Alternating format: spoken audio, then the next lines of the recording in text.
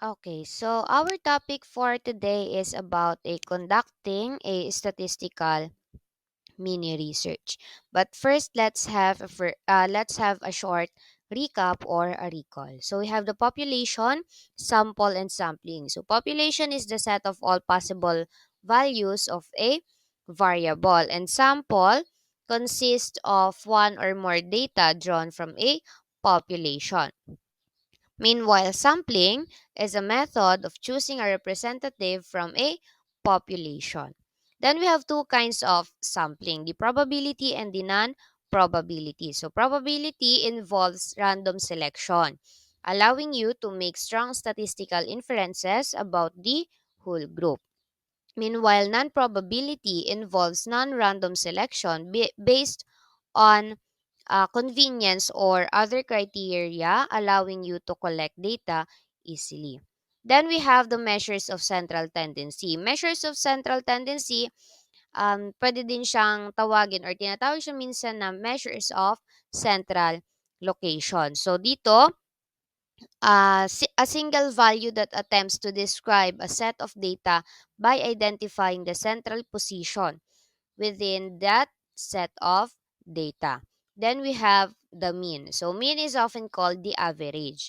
So it is equal to the sum of all the values in the data set divided by the number of values in the data set. So yung sum ng lahat ng given, i-divide natin sa kung ilan ang given. So, yun po ang mean. Median and range. So, median is the middle score for a set of data that has been arranged in order of magnitude. And range is the difference between the highest and the lowest values in a given set of data. Then we have the interquartile range and variance. Interquartile range is the middle half of the data that is in between the upper and lower quartiles. Meanwhile, variance is the average squared difference of the values from the mean. And we have the standard deviation. So standard deviation or SD is the standard or typical difference between each data point and the mean. So napag-aralan nyo na yan before. So ni-recall lamang natin. Let's have an example. So look at the pictures below. Does it illustrate something? What can you say about it? So, as you can see, the picture illustrates the tabletop game using cards. So, based sa kanyang arrangement, makikita natin ang nilalaro niya is solitaire. So, pwede siyang laruin ng isang tao lamang. So, this is popular among people even in the old times, particularly in a remote area. So, in some publicity, we can observe our grandparents playing this tabletop game card solely while resting after a hard time working from the farm. So, solitaire is an excellent way to diffuse any tension in one's mind or body and helps the person enjoys the day or get to sleep better at night. Enough sleep keeps the body healthy. So it gives the mind something to focus on, particularly in times of low action when the opportunity to fret is high. So from this example, um, may nakikita kayong number or number ng cards. So let's use the number in each card in reviewing the concepts about the measures of central tendency and variability. So these numbers are 7, 10, 8, 4, 6, and 6, 3, and 7, which is yung nasa ating cards. So we have 7, 10, 8, 4, 6, 3, and 7. So by concept mapping, you can easily organize your knowledge learned from the previous lessons you had when you were in grade 8. So this is the concept map. So ang measures of tendency belong sa kanya si mean, si mode, and si median. Ang mean natin is yung average, ang ating mode is yung highest frequency, and ang ating median is yung middle. So ang mean is yung again, yung average divided by kung ilan yung given data. Ang mode is yung nauulit na number, yung pinakamaraming nauulit na number. Then, ang median is yung middle or yung gitna ng ating set of data. So, using the number revealed in each card in the tabletop game Solitaire, we will compute for the following. So, it's a typographical error. It's 4. Okay, so we have the mean, median, mode, range, and interquartile range. So mean, we have 7 plus 10 plus 8 plus 4 plus 6 plus 3 plus 7 divided by 7 since we have 7 collected datas. Then we have 45 divided by 7 is equal to 6.42. Then we have the median. To identify the median, we need to put the data in an array from lowest to greatest. So we have 3, 4, 6, 7, 7, 8, and 10. So naka-arrange na siya from lowest to greatest. So as you can see, 3 is ang ating pinakamababa and 10 ang ating pinakamataas na number. So we can see that in the middle, the middle is 7. Therefore, median is 7. So, bakit naging 7? So, let's count 1, 2, 3 from our lower and upper part. So, we have 1, 2, 3, which is the 3, 4, 6, and 1, 2, 3 from our 10, 8, 7. And walang kasama si 7 sa gitna, therefore, siya si median. Then we have the mode. The mode is 7 because it is the number that occurs the most frequently. So, yun ang ating nauulit na number. Siya ang pinakamaraming beses na naulit sa ating given set of data, kaya siya ang ating mode. Next, we have the range. So, ang highest data minus lowest data. So, ano ang highest natin? We have 10 minus lowest data, we have 3. Therefore, we have 10 minus 3 is equal to 7. Thus, the range is 7. Then we have the interquartile range. So, the interquartile range includes the 50% of data points that fall between the first quartile and the third quartile. So we have the given set of data. So we have interquartile range is equal to third quartile minus the first quartile. So naka-arrange na siya in ascending order. So we have to identify which one is the first quartile and the third quartile. So from this, we can see that 4 is our first quartile and 8 is our third quartile. So we have 8 minus 4 is equal to 4. Thus, the interquartile range is 4. Let's go on with the mini research making.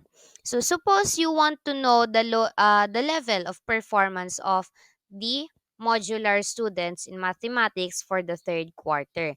Thus, you are prompted to conduct a statistical mini research. So first, we have the mini research title. So the mini research title is The Performance of Students in Mathematics of Grade 10 MDL Students in San Jose National High School of third quarter school year 2020-2021. So ang unang part ng ating mini research is the background of the study or background of study. So for some reason, mathematics is one of the unloved subjects. Many students have low grades and lack interest in the subjects. Thus, teachers need to know who among the students are experiencing difficulties with and make an intervention that will help them to overcome this. So that is an example of background of the study. Next part is the statement of the problem. So from the statement of the problem, we can say that this mini research will help the researcher determine the performance of grade 10 modular section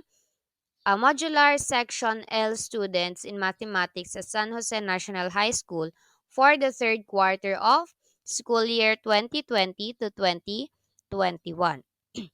So that is only the first and the second part of our statistical mini research. Next part is the significance of the study. So from this significance of the study, so this is an example. So the research can be able to identify those students who need help and intervention on the subject. This will reveal if the students in MDL class is or are struggling with mathematics or not. So that is an example of significance of the study. So first we have the background, then we have the statement of the problem and the significance of the study. Next is the methodology. Methodology has four parts, which is the research design, participants or respondents, data gathering, and the statistical treatment. So meron siyang different parts. So we have first the research design or the first part of methodology. So this is quantitative research, documentary analysis, and purposive sampling was used in conducting this mini research. So sa research design, meron po tayong quantitative and qualitative. So, yun po and this, from this example, ang ating ginamit na research design is quantitative research. Next is the participants or respondents. So, dito nyo ilalagay kung sino yung magiging respondents nyo para sa inyong survey na gagawin. So, we have the grade 10 MDL students section L at San Jose National High School. So, kapag gagawa kayo ng mini research or ng research, kailangan ay specific. Dahil once na masyadong malawak yung inyong ginawa, let's say for example, um, wala tayo nitong grade 10 and section. So, from that, kailangan lahat ng nasa San Jose National High School kukuhanin. So, kailangan maging specific. So, we have grade 10 MDL students, section L at San Jose National High School. Next, we have the third part of the methodology, which is the data gathering. So, dito, importante siya kasi dito natin makokolekta yung data at paano natin siya gagamitin. So, the data were taken from the teacher's class record. So, dito makikita kung saan nyo kinuha yung inyong, ah, kung saan nyo kinuha yung inyong data, yung collected data. Next is the statistical treatment. So, sa statistical treatment, dito po natin makikita yung mga formulas na ating gagamitin. So, we have the mean is equal to the average, percentile is the P15, and the percentile rank. So, a frequency table is a table that lists items and shows the number of times the items occur. When we represent the frequency by the English alphabet F. So, kapag may nakita kayong F sa table, siya ay, ibig sabihin ay frequency. Okay, so let's say for example, our class interval. So, ito yung ating nakolektang data. So, class interval 94 to 97, 90 to 93, 86 to 89, 82 to 85, 78 to 81, 74 to 77, 72, 73. So, ang frequency natin is 4, 5, 10, 9, 9, 5, 3. So, ang 4 is na kay 94 to 97, 5 is na kay 90 to 93, 10 is na kay 86 to 89, 9 is 82 to 85, 9 is 78 to 81, then we have 5 is for 74 to 77, and 3 is to 70 to 73. Okay, so alam niyo na naman kung paano kuhanin si lower boundaries. But first, let's have the total of our frequency and the interval. So, para makuha natin ang total ng ating frequency, we just have to add all of the frequency. Then, para makuha natin si interval, magbibilang lang po tayo kung ilan ang agwat nila. Okay, so from that, ang ating interval is 4 and ang ating um, total frequency is 45.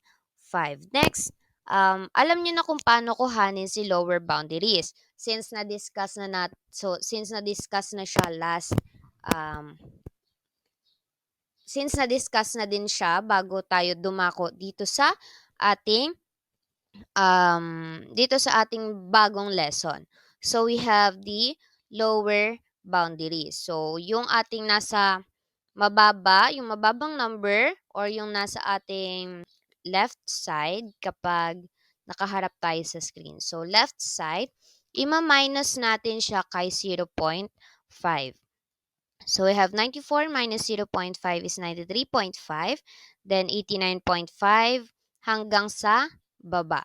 So we have 86 minus 0.5 is 85.5, 82 minus 0.5 is 81.5 hanggang makarating tayo sa baba. So ganun lang po ang gagawin para makuha natin si lower boundaries. Then we have the less than cumulative frequency. So first we have to copy the frequency, yung nasa baba ng frequency.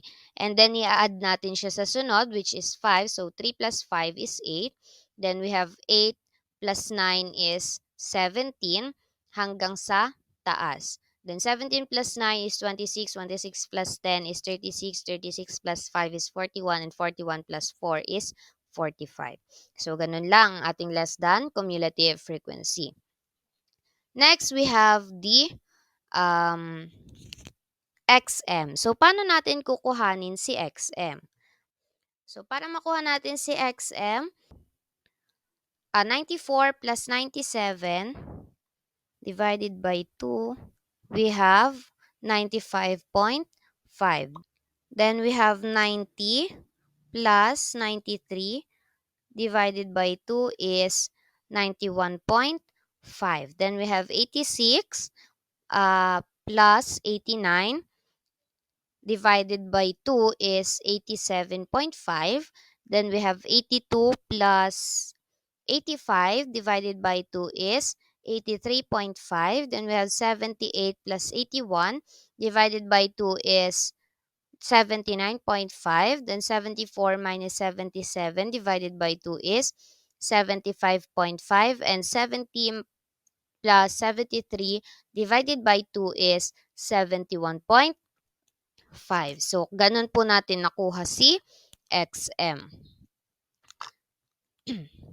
Next is we have the FXM. So, paano natin kukuhanin si FXM? So, si frequency, ita-times natin siya kay XM. So, si frequency, ita-times natin kay XM. Next, so we have 4 for our frequency and XM is 95.5. So, 4 times 95.5 is 382. Then 5 times 91.5 is 457.5. Then 10 times 87.5 is 875. 9 times 83.5 is 751.5. 9 times 79.5 is 715.5. Then we have 5 times 75.5 is 377.5. And lastly, 3 times 71.5 is 214.5. And then, the sum of FXM. So, i-add lang natin lahat ng nasa FXM. 382 plus 457.5 plus 875 plus 75 or 751.5 plus 715.5 plus 377.5 plus 214.5 is equal to 3,791.5. Now, let's first have the mean.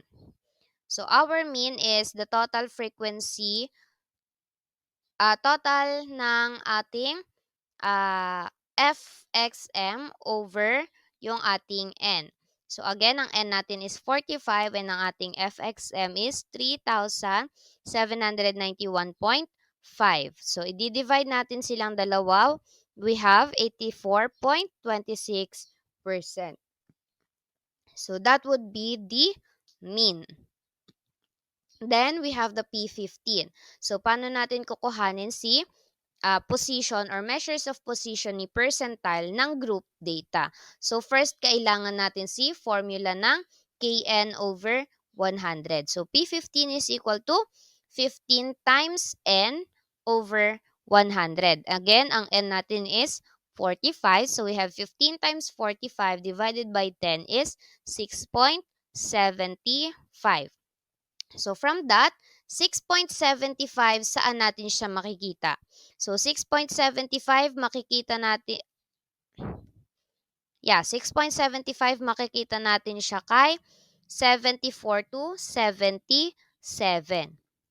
So dun tayo titingin kay less than cumulative frequency. So we have 6.75 is kay 74 to 77. Then, we have to use the formula ng ating percentile kapag siya ay group data. So, P15 is equal to lower boundaries plus yung ating ginawa kanina, which is 6.75. So, we have um, minus UCFB over yung frequency ng ating percentile times the interval. So we have, ang lower boundaries natin again is 73.5. So we have 73.5 plus 15 times 45 over 100 minus 3. Since ang nasa lower boundaries, nasa lower ng ating less than cumulative frequency is 3. So, minus 3 over 8. Then, times 4. Since ang ating interval ay 4. Then, P15 is equal to 73.5 plus 6.75, which is yung ating nakuha kanina. Minus 3 over 8 times 4 na ating interval. Then we have P15 is equal to 73.5 plus 46,875 times 4. Then, yung nasa parenthesis muna ang ating unahin. Yung nasa multiplication muna. So, we have 0.46875 times 4 is 1.875. Then, add 73.5. We have 75.375. So, kapag atin siyang i-round off, siya ay 75. Therefore, 15% of the N has grade of less than or equal to 75. So, paano naman natin kukuhanin si percentile rank? Using percentile rank, we are going to determine how many students got the grade below 80. Thus, we are going to get the percentile rank of 79, which is between 78 to 81 class interval. It is in the third class. Okay, so gagamitin natin ang formula ng percentile rank, which is the PR is equal to 100 over N times P minus LB times FP over I plus CFP. Then we have again, ang N natin is 45. So, we have 100 over 45. Then, 79 times 79 minus 77.5 times 9 over 4 plus 8. So, titingnan natin si 78 to 81 class. 78. So, ayun. 78 to 81 class. So, dito natin nakuha si 79, 77.5, 9 and 8. So we have 100 over 45 times 79 minus 77.5 times 9 over 4 plus 8. Then we have 2.22 if we are going to divide 100 to 45. Then we have 79 minus 77.5 times 9 is equal to 13.5 over 4 plus 8. Then we have 2.22 Then 13.5 divided by 4 is 3.375 plus 8. Then yung addition muna ang ating kukuhanin. So I have 2.22 plus times 11.375. Then we have 25.25. And if we are going to round it off, we have 25. Therefore, 25% of the class got the grade of less than or equal to 79. Okay, so next part is the results and findings or the evaluation.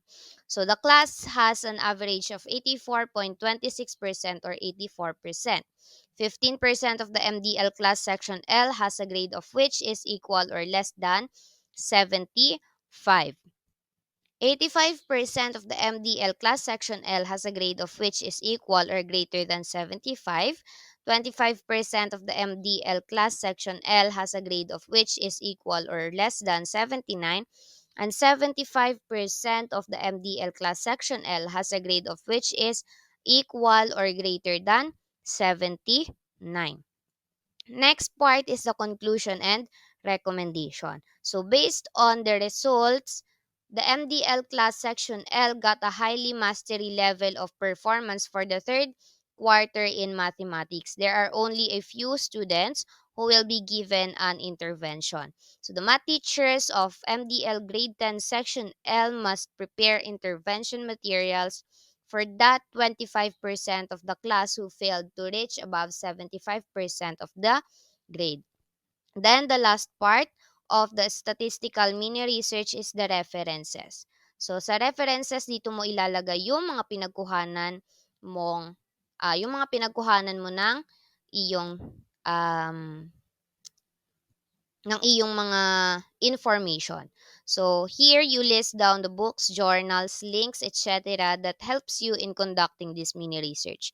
To summarize, let us consider the following 5 steps in conducting statistical mini research. So, ang ating step 1, state the problem, concern, or issues you need to solve. Then we have step 2, design the research so you can make the outline to have meaningful result. Step 3, gather data. You can gather from records, websites, survey, checklist, or questionnaire, or interview. Step 4 is use statistical treatment. So you can apply formulas you learned in the statistics. Then step 5, formulate conclusions and recommendation. So this answers the hypothesis. After doing the steps, you can now write the final draft of your mini research. So um that would be all for this lesson. So we have the lesson conducting um what is it? Conducting a statistical mini research.